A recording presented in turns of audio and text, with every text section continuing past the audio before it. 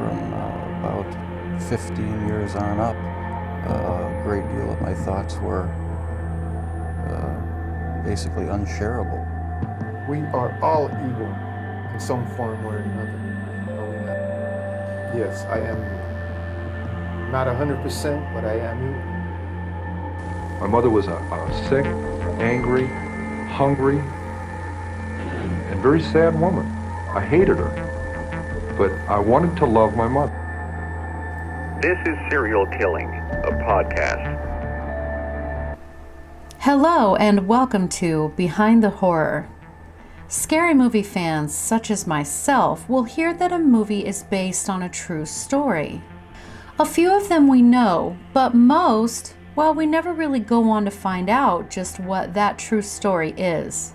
So in this series, we explore and find out exactly what the true story is behind the movies we love. Special thanks, as always, to some of my patrons. John, Judy, David, Bree, Brandy, Cassandra, Galen, Gabrielle, Emily, Emma, Nanette, Sophie, Sarah, Teresa, Florence, Robert, Katerina, Hammer, Janice, Freddie, Sam, and Catherine. Thank you so much. You are truly appreciated. The 2008 movie, The Strangers, starts us off immediately in the opening credits with a narrator telling us that the movie is based on true events. He tells us that, quote, according to the FBI, there are an estimated 1.4 million violent crimes in America each year, end quote. He then tells us that on the night of February 11th, 2005, our two main characters, Kristen McKay and James Hoyt, left a friend's wedding reception and returned to the Hoyt family's summer home. He tells us, quote, the brutal events that took place there are still not entirely known, end quote. We then hear a truck start and what appears to be the driver of that truck driving through a nice, established, what looks like an upper middle class neighborhood, passing house after house. Then the screen goes black and we hear a 911 operator asking what the emergency is. We hear what sounds like a young male voice, clearly in a state of panic, saying, quote, there are people here, end quote. We then see two boys standing beside their bikes as the camera pans across a truck windshield that has a sizable busted hole in it. As the scared voice begins to give the operator the information, we visually see the two boys slowly begin to approach the house, its front door wide open as they climb the steps to the porch. They enter the residence and see a record player playing with a single record still spinning, what appears to also be rose petals all over the floor, along with a bloodied knife. We are also shown blood splatter on a wall, a shotgun laying on the kitchen counter, just as we hear the young boy's voice say, quote, there's blood everywhere, end quote. We then cut to our two main characters having a rather solemn moment as we find out that Kristen has rejected James's proposal of marriage.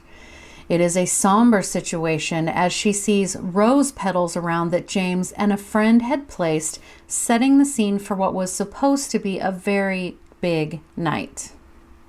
And because she has refused his proposal, they begin speaking about sleeping in separate areas of the house. And though it's very late at night, James goes to make a private phone call to his friend and leaves him a voicemail telling him to come pick him up from the house as soon as he wakes up, that the evening had not gone the way he had planned at all. Kristen and James begin to kind of awkwardly talk to each other as Kristen tells him that she just simply isn't ready. They begin to hug. It appears they're making up when there is a loud knock at the door. This has startled them as James says it must be 4 a.m. They answer the door to see a young lady whose face is really almost completely obscured by the darkness of night, asking if Tamara is there. They politely tell her that she has the wrong house. The girl then asks them if they're sure, to which they reply yes. They apologize and she leaves. Then James decides to make a run to the store to get Kristen some more cigarettes as he lights a fire for her in the fireplace before he heads out. Kristen drinks a beer, wanders around the house, and even tries on the engagement ring that James had gotten her, thus getting it stuck on her finger. Then suddenly, there is another very loud knock at the door. Kristen asks, "Hello?" And it becomes obvious that it is the same girl asking if Tamara is home. Kristen tells the girl that she had already been there asking that. Kristen then attempts to open the chimney flue as the smoke from the fire is making the smoke detector go off. Now, as she deals with the smoke detector's alarm, there is another very loud banging at the front door, which scares Kristen. And understandably nervous, Kristen calls James to tell him that the girl had come back to the house and that she really wanted to know where he was. She asked James to stay on the phone with her until he got back, but the phone line went instantly dead. Now really beginning to become scared, Kristen lights a cigarette and stands in the kitchen dining room area trying to stay calm, just as you see the silhouette of a figure with a white mask or bag over his face in the dark, shadowy distance behind her. But instead of the man in the mask attacking her right then and there, well, he doesn't. This lets the viewer know immediately that the kill isn't what the bad guys are after. It's the suspense. They're feeding off her fear. There is more banging around the house, and Kristen knows that someone is definitely in their secluded house. So she grabs a knife and begins creeping around the house, trying to pinpoint what it is that's causing the noises. She finds the cut phone line and knows that she is in serious trouble. She is completely terrified. She opens some curtains only to see the masked man right up against the window, slapping his open hand against the glass, making her scream. She runs to hide in a bedroom as more noises can be heard, but James miraculously returns and things get quiet for a bit, and through tears, Kristen tells James about all she has experienced. So what happens next? Well, for those of us who have seen the movie already know, and for the rest of you, well, I highly recommend this movie. It's actually pretty scary. It's definitely worth seeing at least once. Now, this movie is, according to the writer and director Brian Bertino, very loosely based on 3 scenarios. The true story behind the book Helter Skelter, written by Vincent Bugliosi and Kurt Gentry, in other words, the Manson murders. It was also inspired by the unsolved Keddie Cabin murders of 1981 out of California. Finally, an incident that happened to Brian himself when he was just a kid is the 3rd example. So this is a whole lot of back information to go through, and we're going to start with Brian's childhood experience. So when he was a child, and I'm not entirely sure his exact age, but at least old enough to be left home alone, he and his sister were home while his parents were out of the house. Now, someone knocked on their door and his younger sister answered. There were people at the door asking for someone that didn't live in their home. After she told them that no one by that name lived there, the people left with no incident. Brian would later learn that those very people had been doing this to several houses, looking for homes with no one inside, and had been breaking into them and robbing them. Then the next is the unsolved Keddie Cabin murders, which is rather disturbing and still, I guess, technically an unsolved case from 1981. So let's start with some backstory. So sources say back in 1980, 34-year-old Glennis Suzanne, or just Sue, Sharp, after enduring an abusive marriage to her husband James, who was in the Navy, she decided to take herself and her 5 children and leave him. They had been living in Connecticut when Sue made her decision, and she relocated them to the opposite side of the country to the town of Quincy in the Sierra Nevada area of Northern California. There, she and the children rented a small trailer that her brother had previously been living in. Her children were 15-year-old John, 14-year-old Sheila, 12-year-old Tina, 10-year-old Rick, and 5-year-old Greg. That fall, she and the children moved into a rental cabin at the Keddie Resort, cabin number 28. The area was absolutely beautiful, heavily forested with great trout fishing and great walking trails. There was a lodge restaurant that was usually always busy with visitors from afar who enjoyed dining on locally hunted barbecued bear ribs, basted raccoon steaks, and fine wine. The family were truly grateful to be living in such a wonderful and somewhat remote location. Sue was apparently taking typing classes, and the children were acclimating in their new school. Life became quiet and pretty predictable for about 5 months. So on April 11th, 1981, in the late morning, Sue, 14-year-old Sheila, and 5-year-old Greg left a friend's house to go pick up 10-year-old Rick from his baseball tryouts. While driving, Sue saw her son, 15-year-old John, and his friend Dana hitchhiking to get back to Keddie, so she picked them up on her way home. Then in the mid-afternoon, witnesses saw John and Dana hitchhiking back into town to go visit friends. Other witnesses saw the duo in the downtown Quincy area. So later that same evening, 12-year-old Tina visited a neighbor's cabin, Cabin 27, who were also new family friends, to watch some TV.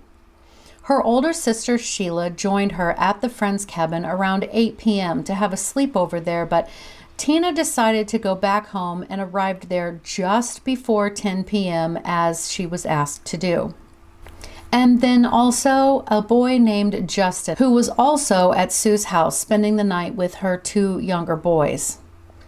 A witness stated that they saw John and Dana hitchhiking a ride back home between 9:30 to 10 p.m. that night as well. So this was really just typical families who had children similar in age, all wanting to hang out together. Really nothing out of the ordinary. The next morning, sometime after 7 a.m., Sheila woke up and decided to go home, which was again just next door. She walked in the front door and saw that there was blood everywhere. Her mother, Sue, brother John, and his friend Dana were on the floor, tied up with electrical cord and medical tape, and they were dead. Immediately, Sheila ran from her home back to the next door neighbors to get help. So the neighbor's teenage son went to Sue's cabin to see if any of the victims were still alive. He discovered the 3 younger boys, Rick, Greg, and then their friend Justin, all still sleeping peacefully in their beds. The teen woke them up and had them leave out of the bedroom window so that they would not have to witness the carnage in the next room. The police soon arrived and entered the residence to begin their investigation. It was determined that Sue and her oldest boy, John, had had their throats cut, blunt force trauma to their head, and had also suffered several stab wounds. The friend Dana had also suffered intense head injuries, and he had been strangled. Sue had been gagged with her own underwear and a bandana, the 2 items shoved very deep down her throat, then her mouth covered with tape. Though the body didn't show any outward signs of sexual assault, she had been stripped naked from the waist down and her legs spread. Blood placement evidence indicated that her legs had been pushed back together and a blanket placed over her after. It was also quite evident that Sue had fought hard against her attacker and had defensive wounds on her hands and arms. The boys, however, did not. Whoever had murdered these people had also moved John and Dana's bodies after the fact. And then that left one more person missing, 12-year-old Tina. Now, the murder weapons recovered from the scene were a hammer and 2 knives, and then another hammer many, many years later. One of the knives had been used so brutally, so violently, that it had been bent nearly in half. As the police began interviewing the neighbors, the next door neighbor stated that they hadn't heard anything during the night. Another couple who lived in a different nearby cabin reported that they had been awakened and heard what sounded like muffled screaming, but they couldn't pinpoint where it came from. They didn't know what was causing it, and so they went back to sleep. A toolbox was missing from Sue's home as well, and there didn't appear to be any forced entry.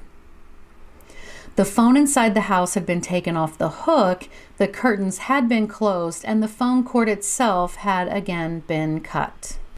A bloody footprint was found outside in the yard, knife marks on some of the walls within the home, and blood droplets were found on Tina's bed.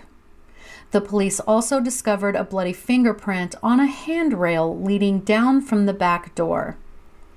Blood splatter was obviously on the floors and walls, but also the ceiling, on both bedroom doors, and on a railing on some outside stairs.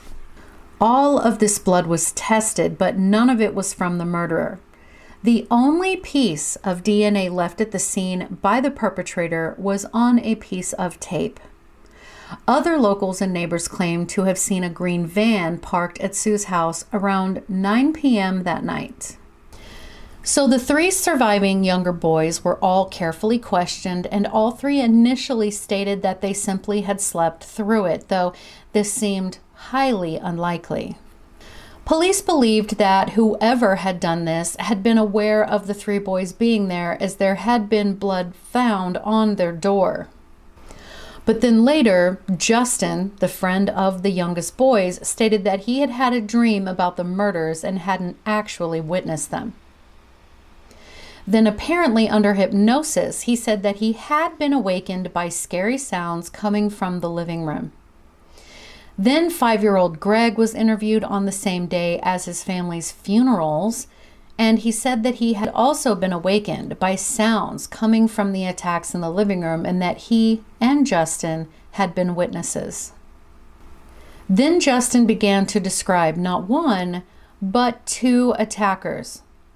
And though the police had access to actual forensic sketch artists, for some reason they used a man who had no artistic ability to draw the sketches based on Justin's descriptions.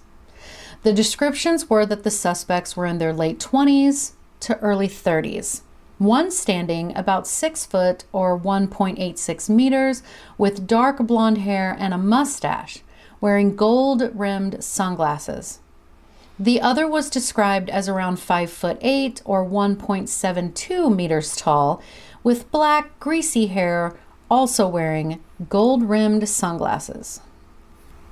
Justin had also later stated that John and Dana had returned home while Sue was talking to these 2 men. Then somehow things just sort of exploded into violence, which woke Tina up, and one of the men grabbed her and then went out the back door. But you see, when Justin was relaying this information, it was 4 weeks after the murders. And this particular questioning session had been recorded, and most believe that the police had made suggestive comments or questions, and remember, he was just a pretty young boy. Though rumors began to spread that perhaps the murders had been drug-related, there had been 0 evidence of any drug use or any drug activity in the home whatsoever. The sheriff stated that it is believed to have been planned to a certain degree. Another neighbor, a man named Martin Smart, told the police that a claw hammer had just miraculously disappeared from his home. The sheriff said that Martin had talked a lot about clues that seemed to purposefully steer any suspicion away from him. He was the main suspect for a time, as was his friend John, or Bo Bidet. And then later it was discovered that Martin had written a letter to his wife at the time, and a portion of it said, quote, "I've paid the price for your love, And now that I've bought it with 4 people's lives, you tell me we are through. Great. What else do you want? End quote. Now, this could possibly indicate a love triangle scenario. According to Martin, his new friend Bo was staying with him and his wife temporarily. They had just recently met at a VA clinic where both were getting help with their PTSD suffered from their time fighting in the Vietnam War. Martin stated that he, his wife, and Bo decided to go hang out at a bar and had stopped by Sue's cabin to see if she wanted to go with them, but she had respectfully declined. So they said the trio hung out at the bar, then went back home, and Martin's wife went straight to bed. Martin then said that he and Bo went back to the bar. Martin's wife stated that she saw her husband burning something in the fireplace the morning after the murders. So when they questioned Bo, he stated that he was an early retiree from being a Chicago police officer due to being shot while on duty. This was, of course, a lie, but it wasn't caught in time. Another lie from Bo was that he had never met Sue, which Martin's wife had already refuted. There is actually a transcript of Bo's recorded interview, and I'll leave the link to that below in the notes. Oh, and interestingly, Justin, the boy who gave possible witness testimony, well, he was none other than Martin's stepson. So there's that. They all were apparently polygraphed and then dropped as suspects. Both men, according to the sheriff, who also, interestingly, was just BFFs with Martin, fled the area within a day or two after the murders. And then what about Tina?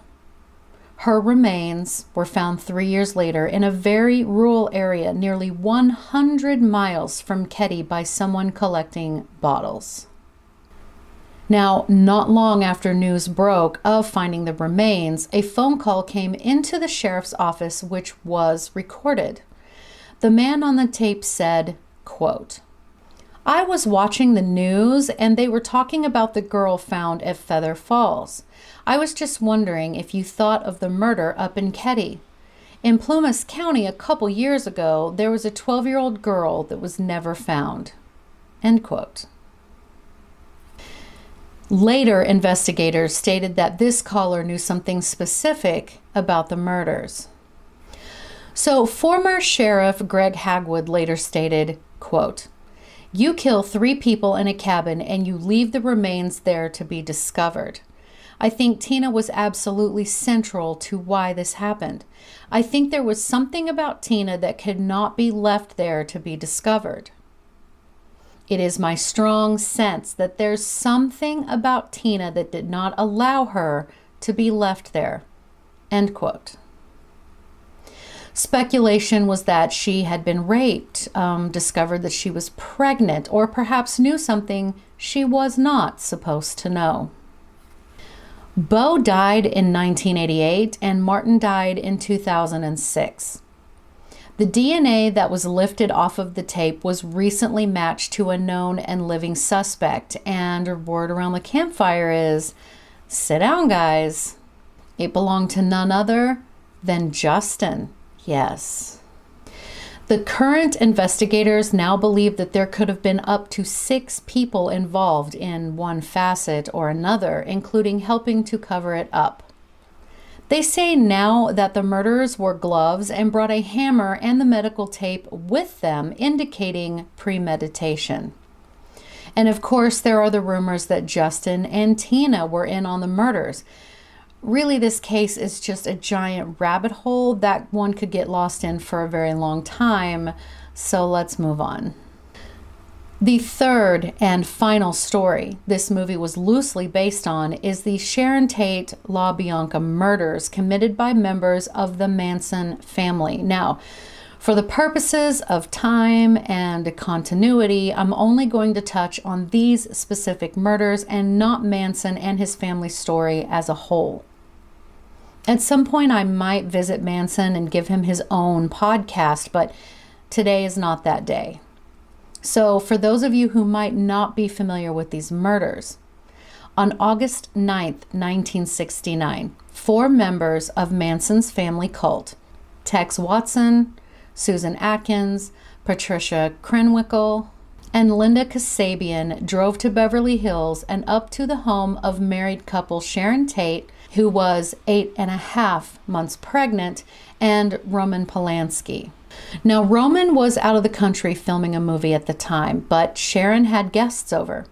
Her BFF, Jay Sebring, Abigail Folger of the Coffey family, and Wojciech Frykowski, who was Abigail's boyfriend.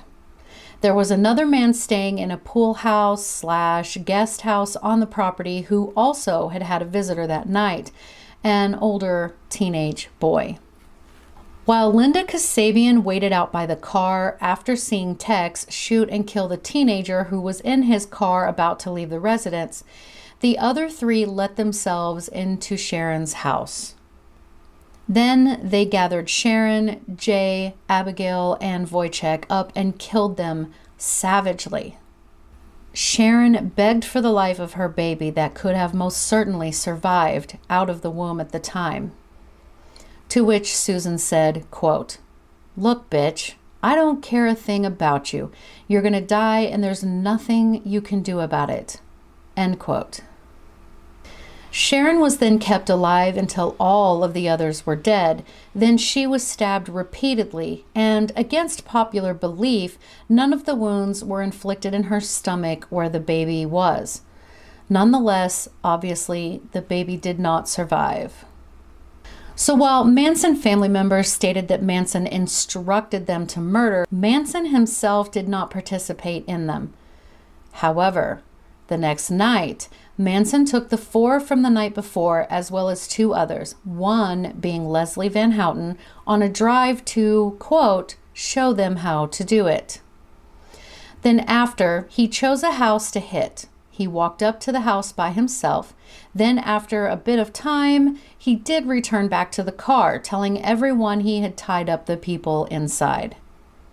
Then Manson sent Tex, Patricia, and Leslie up to the house, though Tex would later say that he and Manson went to the house together, but again, another time. The homeowners were Lino and Rosemary LaBianca, and they were tied up. Lino was stabbed in the throat. The knife left there. He was stabbed 12 times in total, and they carved the word war into his stomach, and he was found with a carving fork stabbed into his abdomen. Rosemary was stabbed 41 times all over her front and back. Tex then apparently cleaned off his bayonet, took a shower in the home, while Patricia wrote the words "Rise" and "Death to Pigs" in the victim's blood on the walls. And really, there's so much more to it than that, but you get the idea. Now, all of these victims, from the cabin in Northern California to the nice homes around Los Angeles, who were innocently spending a night in their own homes, were under the false belief that they were safe from the violent world outside. All of them betrayed by that belief, and their lives ended suddenly by sadistic people who had no need or reason to kill them so brutally. The movie The Strangers disturbs us on a deep level because, well, we all believe, for the most part, that our homes are our safe haven, that once we go inside and shut the door, we can shed our public persona, strip ourselves down to who we really are, and relax. But for just a few people, and on some random night, this is just not the case. Thank you for listening.